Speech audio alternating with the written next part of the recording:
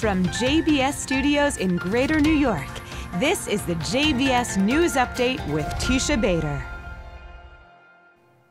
I'm Teisha Bader with the JBS News Update for Friday, March the 29th, 2019.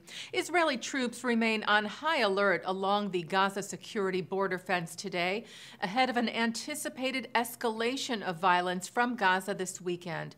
There were riots at the fence today as well, as has been the norm for the past year on Fridays, but massive riots are expected tomorrow, Saturday, March the 30th, to mark the first anniversary of the so-called March of Return protests, where tens of thousands of Palestinians are expected. March the 30th also coincides with Land Day, upon which the Palestinians commemorate the Israeli government's expropriation of Arab-owned land in the Galilee on March the 30th of 1976. There are reports, meanwhile, that terror group Hamas is supporting a proposal from Egypt that would keep rioters a safe distance from the security fence, with an understanding that Israeli troops would open fire only if rioters came close to the fence. The proposal also is said to include terms to ease the humanitarian situation in Gaza.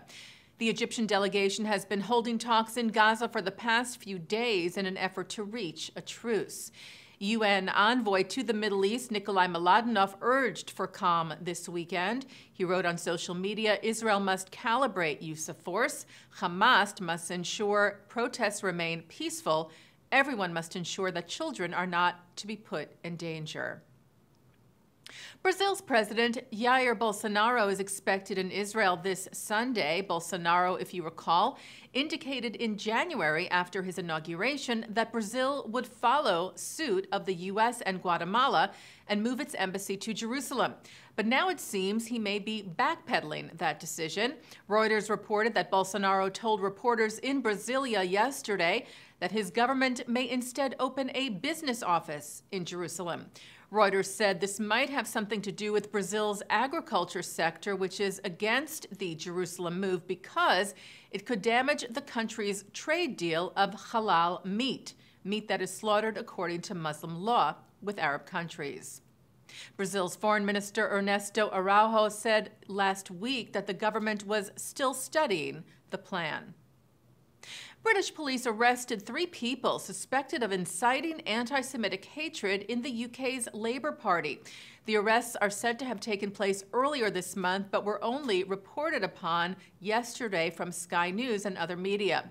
The 3, 2 men and 1 woman, were held briefly in connection with material, quote, likely to stir up racial hatred, and then released pending further inquiries. This according to Sky. They were also expelled, apparently, from the party. The Board of Deputies of British Jews called the arrests highly significant. There have been many complaints of alleged hate speech against Jews within the Labour Party since 2015, when Jeremy Corbyn was elected to lead the party. The Board of Deputies has accused Corbyn of encouraging anti-Semitic rhetoric and at times engaging in it himself. And staying with the UK, a Holocaust survivor who has made it her life's work to educate others about the atrocities was honored yesterday. Vera Schaufeld was made a member of the Most Excellent Order of the British Empire at Buckingham Palace for her services to Holocaust education in Britain. Schaufeld fled the Nazi invasion of Czechoslovakia on the Kindertransport in 1939. Her parents were murdered at the Treblinka death camp.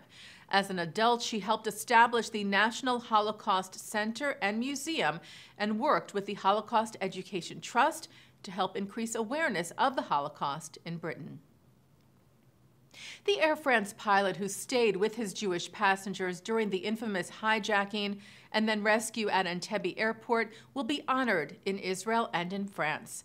As we reported to you, Michel Bacos died earlier this week at the age of 95, hailed for his heroic actions by Israel's leaders as well as by those in his hometown of Nice. And now a street in the Israeli city of Netanya and a street in Nice, where Bacos lived, will bear his name.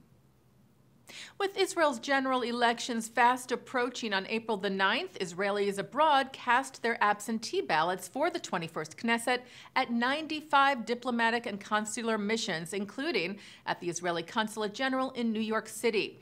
They said 485 voters turned up to vote in New York at the consulate yesterday. Aside from New York, the New York consulate also serves Israelis living in New Jersey, Pennsylvania, Ohio, and Delaware. Consul General in New York, Ambassador Danny Dayan, said voting is the most powerful tool we have as we continue to strengthen our robust and vibrant democracy in Israel. The New York Consulate General is the largest Israeli diplomatic mission in the world. It will be sending sealed ballot boxes from all of the North and South American diplomatic missions to the Central Elections Committee in Israel. And Twitter has a new emoji for Israel's elections next month for election-related hashtags. They will now have the emblem of the state, the menorah. Taking a look now at our programming for tonight on JBS for Friday, March the 29th. Live Shabbat services are coming up at 6 o'clock from New York City's Central Synagogue, followed by Michel in concert. At 8, French intellectual Bernard-Henri Lévy discusses events in Europe and their effects on European Jewry. At 9, it's the film A Simple Matter of God and Country. And coming up right after this newscast, a look at this week's Torah portion. And that's the JBS News Update for Friday, March the 29th, 2019. I'm Teisha Bader. Shabbat Shalom.